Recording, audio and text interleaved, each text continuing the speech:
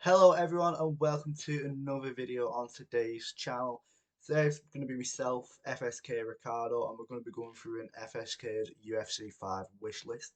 So today we've got opinions from Fadinator, Kezalar and Competitor on what they do differently in terms of gameplay and in general for UFC 5, what they'd like added to the game. Obviously UFC 5 we know it's getting ever closer.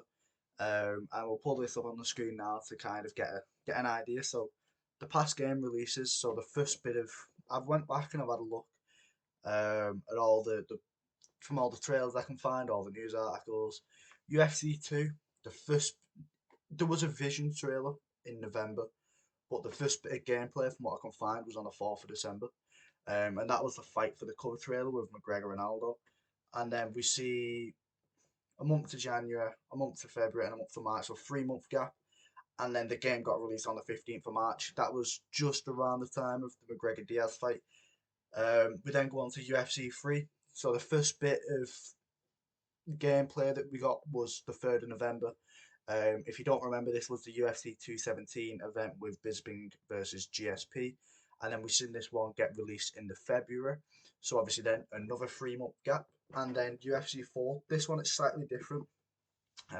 We've seen just a 1 month gap in between when it got released to then we first seen it. So we've seen it got released. I'm pretty sure it was around the time of the Fight Island event with Usman, Masvidal, Holloway, Volkanovski, and Yan versus Aldo. So that one is a little bit shorter, but like we said, we can see anywhere from 3 months to 1 month from when the game first gets like revealed to the public to then when it gets released. So the average time between games is 2 years. So if we were going off that, this one was going to be expected in August of last year. Obviously, that's not the case because we sat here playing UFC 4, not UFC 5. So yeah, the average gap between games it is well over the average. But we can only look at that in a positive and think they might be putting a lot more emphasis into this game and it's going to be a lot better, which I think a lot of us would sacrifice the time for a lot better game in general. The largest gap between games, so it was 2 years and 6 months. So if we was going off the largest gap that they've done, we'd be looking at February. And with it being January now, basically the end of January, um, doesn't look like it's coming in February either. We see underneath it Tom Henderson, which is the owner of Insider Gaming. He's saying UFC 5 is summer 2023, he believes. A Fight Night reboot had to be paused for it. So it looks like a Fight Night game was in the works. And then UFC 5 has been pushed forward instead of it.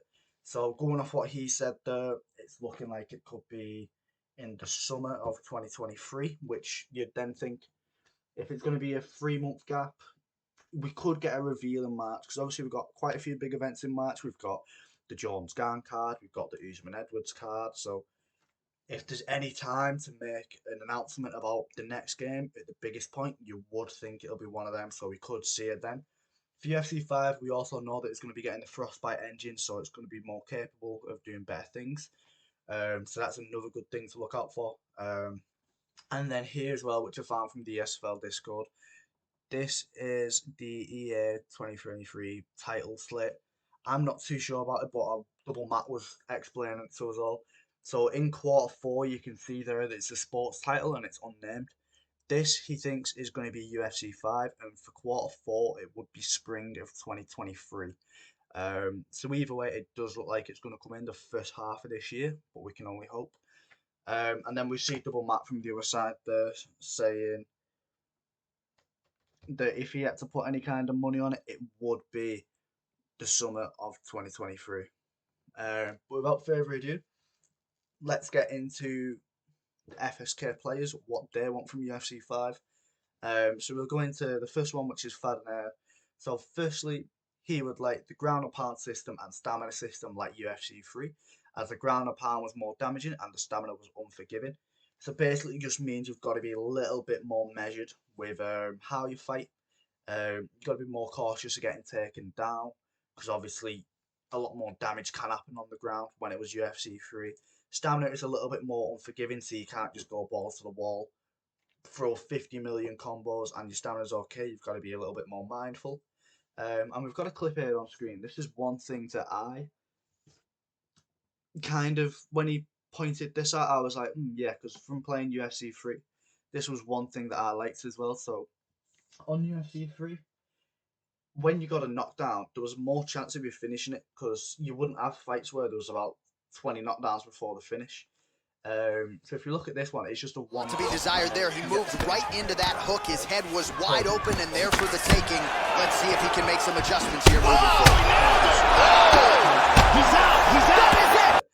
Which is how it would be in general. It's like you'd see that in the actual UFC 1 drop finishing it, but in UFC 4 we might see about 10 drops before you actually see the finish.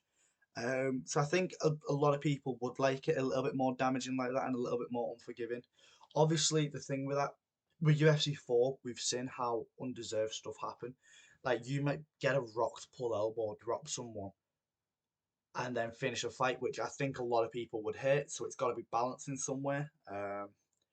So that's going to be one to look out for. I think a lot of people would like it a little bit more damaging, but there's a balance to be had with it. And I think they need to get it perfect. It can't be one where you can survive too much and it's unrealistic, but then it can't be the point where it's too unforgiving and then it'll drive away a lot of casual players. For a general, what Fad would like, he said he would like more legends in the game. Also, when a fighter retires, they get given the stats from the peak. So, like, you've got an image here for the screen as well. So we'll see these fighters who have all three recently retired: Daniel DC Cormier, Mauricio Shogun Hu, and Jose Aldo. So, like, their stats on their fighter now then probably don't reflect what they was at their peak. Like, we're not asking for legend edition like the 5-star silver, 5-star Bisping, but updated versions. So once they've retired and they're no longer active, if you can then update them so that it's like their best level, so then it's just another top fighter to the division. I think a lot of people would enjoy that and enjoy being able to use some of the fighters who was like kind of on the way out of the sport, then get that big buff so you can use them like it's a prime. So yeah, that's it from Fladinator. Obviously, we've seen he'd like the ground and pound system and stamina system like UFC 3 implemented into the gameplay. And then in general, more legends, which I don't think anyone can complain about. It gives a more competitive aspect to the game. And then next one, Kezalar. So he said he would like fracking is fixed in general, but a big emphasis on counters, as that should be something you're heavily rewarded for. So like, obviously we've seen if you play UFC 5, you'll know what he means. Because you might, like, let's say you're fighting one of the best people in the game, and you're not as good as them. Finding a counter against one of them whose shot selection is unreal. Finding a counter is one of the hardest things you can do. So when you pull off a counter, you should get heavily rewarded for it. And sometimes we know with the tracking that it isn't always there. And like sometimes let's say you pull someone's hook, land a rear body uppercut, and it just doesn't land or it doesn't register to the damage of what it should be. It feels so like unrewarding when it should be like one of the most rewarded things it is. So in general, I think that's something that we'd all want a little bit. Like, just to track it is fixed because you've done the right thing as what should work in the fight, but then the game has then done the wrong thing and not registered right, or the tracking has gone wrong and it's just not worked for you. Obviously, we've seen sometimes that like you might slip off the centre line, you might get caught off a front kick. So that in general as well, it's like all tracking. If there was an improvement on that one to make it just more accurate and then more like skill based as well. And then in general, this is I'd never thought of this one, but it reminds me of Rocket League. So I'll pop it up on screen now. So a spectator mode that allows you to be able to watch online fights real time. So the need to stream and watch on a delay is not there. So obviously with a lot of league owners, this would be great. For people who's just watching the friends, this would be great. For streaming, if you want to just speak, you'd still just stream. But let's say it's me, Keza, and Fad. Keza and Fad are having an argument. And I'm like, oh, put up a stream. I can go in a spectator mode through the game, watch the fight as it's happening, so I'm not on a delay. And then there's no need for a stream, and you can just watch it through the game. If anyone's played Rocket League or Call of Duty, I'm pretty sure you can do it in Call of Duty as well. You can join the game, and you can just sit in the lobby and watch it. So something like that for UFC 5 would be great, and I think a lot of people would enjoy it, and it would boost the game on like a social perspective. So from Kezelar, that is two things that he would like in the game. Spectator mode, I think we'd all love, and tracking to fix the game in general would be something that we'd all really appreciate as well. But without further ado, I'll just pop this on screen now. So the FSK Showcase Grand Prix is going down next Thursday at 7:30 GMT. So it's going to be 16 competitors. Final 8 will be broadcasted. The prize is still to be announced, but the real set and sign-ups will be in the Discord below. So the Showcase Grand Prix, it's for people who are up and coming within the scene. So if you're established, you've been around for a while, this one isn't going to be for you. If you're new to the game and people don't know who you are yet, sign up, and it'll be a way to showcase yourself to the community and show how good you are as a player. So make sure you sign up to that one. The next one is going to be competitor. So we'll go to what he would like in the gameplay right now. So he would like more realistic strike volume. Strikes should be more impactful and cost more stamina if you miss. Um, this one as well kind of goes into a little bit what Fad was saying before with the UFC 3. So with the stamina, so it's more. It hurts you more if you miss. So like you can't throw a lot of combos. Even still, I think if you've thrown a lot of combos, is like even if they're landing, your stamina should be more taxed if that makes sense because they're like big energy like combos, so you should be taxed for that because obviously you're getting the reward of damage, but the downside of it is your stamina. So I think that should be focused on a little bit more. And then in general, like how often do you see a knockdown just off a straight? You never really see a knockdown off a straight, and we see that's like one of the most impactful punches when you watch the actual UFC. You'll only really get a knockdown for straight if it's late into the fight or they've pulled on it or whatever. So a little bit more slow, methodical pace, what comp's known for. It might be a little bit enjoyable, but then it might become to a point where it's too simulation and it's not skill based because you'll just get people who are not good just running in there through an overhand. So I think with that one again, there's a fine line, but they can get it right. A little bit more tax and a little bit more damage. So then, like we were saying with the ground and pound as well, one drops happen more, so it's a little bit more realistic to the actual thing. And then, so if you go into competitors general, Prime Conor McGregor already is not playing. So basically, what Comp wants, he wants to be able to load into UFC 5 and fight with UFC 205 Conor McGregor. Not the best edit, like, but you get the point. So basically, that's what Comp wants.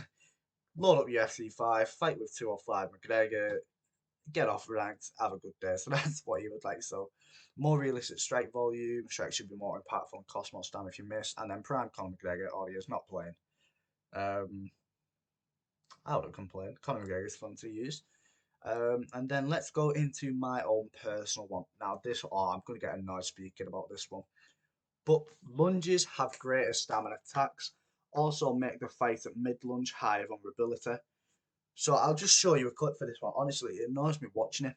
But like, if you're like myself, I'm not the most skillful player. My wrestling isn't the best compared to other people.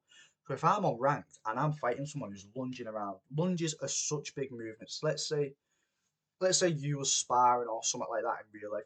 If you're like doing what a lunge is, like a big hop to the side or a big hop backwards, that is a big movement, and like that should cost a lot of stamina more than it does. Even if you miss a strike, it still should cost a lot of stamina. And when you're vulnerability as well, like I've had people lunge into so many of my strikes, and like it's done no damage. Like, do you feel like it makes like the skill gap so much closer because people can lunge and like there's little risk because of like getting hit while you lunge. It doesn't do what it should, and then like the stamina as well, it should do so much more because it's such a big movement. So I'll pop this clip up on screen, and I know what some people will say, and don't even try it. Right, I have no stamina when it lands, but the point still, it's a spinning heel kick to the head. Even if you've thrown this with little stamina, like you're just swinging it round after you've rocked someone and then they're in a lunge. this should be a Rock minimum. Again, she might have the better. Right there. I'm not sure her opponent knows where she is. She's in the octagon. She can't possibly know where. I need to watch that again. Pop it up on the screen. Again, she might have the better. Right there. I'm not sure her opponent knows where she is. She's in the octagon. She can't possibly know where. Her that I don't have any stamina. But the fact, don't get me wrong, the spinning heel kick come out how it should, because sometimes when you throw a spinning heel kick with no stamina, you'll get like a slightly worse animation. So at that point, yes, I understand it. But that's come out with a full spinning heel kick animation, and he has fully lunged into that one while it was just rocked. That should be a drop at minimum, or even a rock. And like, it just means like he's just survived that where he should have been dead. If you're going to make that much of a big movement in the game and you get hit with one of the most damaging strikes you can land, like that one, then there needs to be like some kind of consequence for it. So lunges, they need to be fixed. I think these are just standard ones that a lot of people would agree with. Knees also do not make punches miss, because you can be in punching range, throw a hook, and someone throws a knee, and because their knee lands, your hook doesn't land as well. So, and it just is very unskillful. Like, people can just land a knee and it'll just disrupt what you're doing.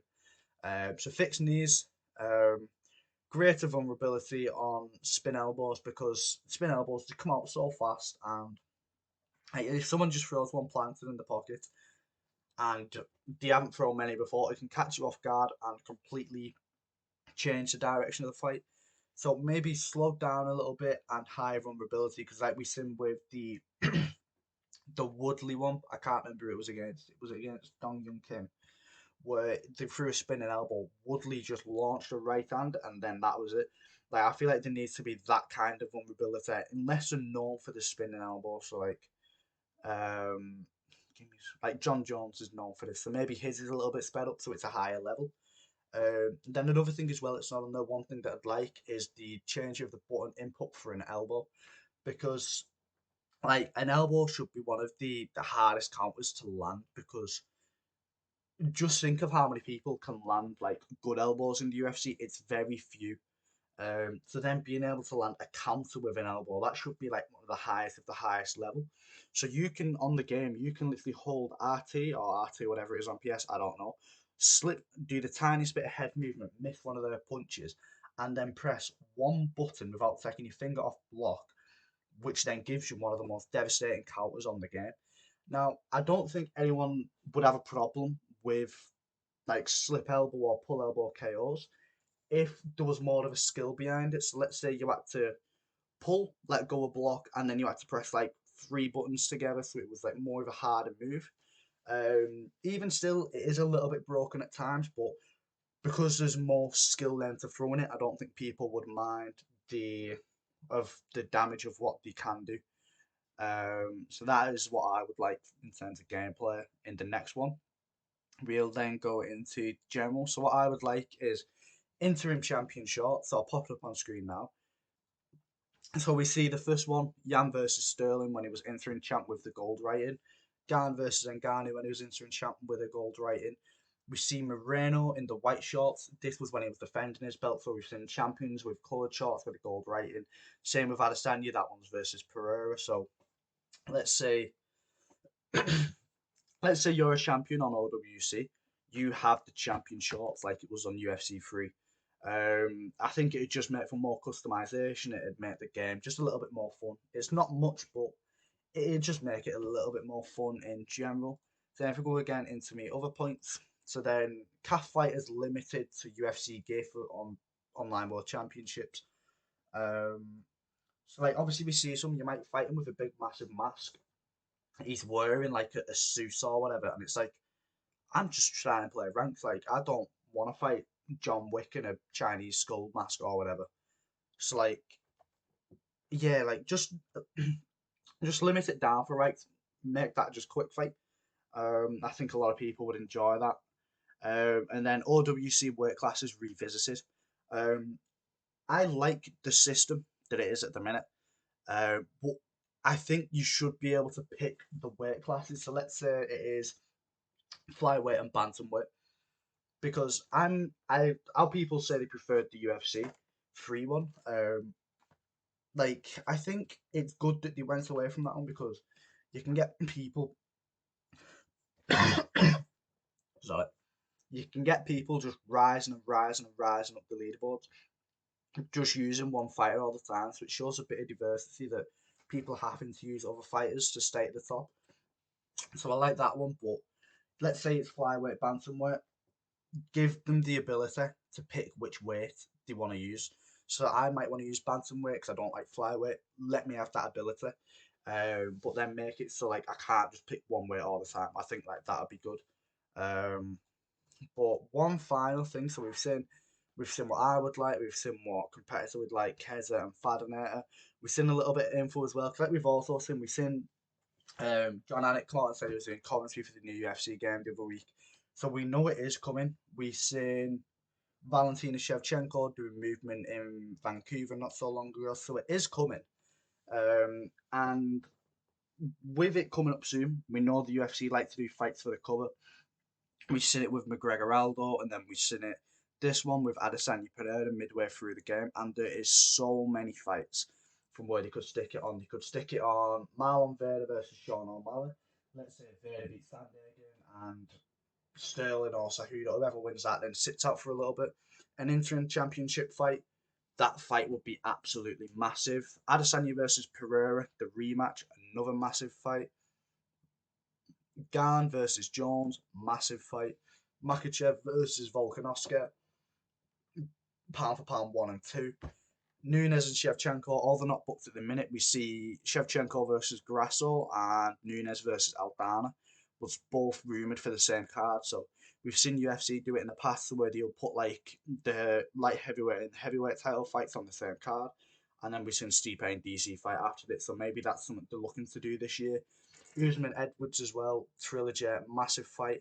McGregor versus Chandler, we've seen that one rumoured. And then we've seen Jamal Hill and Alex Pereira go at it. And, well, we've seen Pereira comment on Hill's Instagram saying, "What about knocking me out?" We've seen the interaction in the cage. So maybe there's like some potential cover stars. Because, like I said, we know the UFC like to do fights for the covers, and there is no better place to do than the early quarter this year because of the amount of big fights that's on there.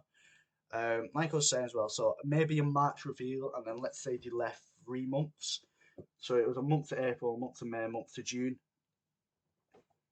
And then let's say they release it late June, and then they build it up all through International Fight Week because that's usually the start of July. So maybe that is something we could see this year. Maybe a March reveal. That's when we'll first see our little glimpse of UFC 5. But that's been it from me today. Thank you all for watching. Thank you to Keza, Competitor, and Fadanet for sharing their opinions on what they'd like for UFC 5. This was a very fun one to make, so if you've appreciated it, like, share it about. Let's get a little bit more attention for what we'd like. If there's anything that we've missed that you'd like for UFC 5, leave it in the comments below, and maybe we can do a part 2 in the future, like a community version. But that's been it for us today. Thank you all for watching, and we will see you in the next one. Bye bye now.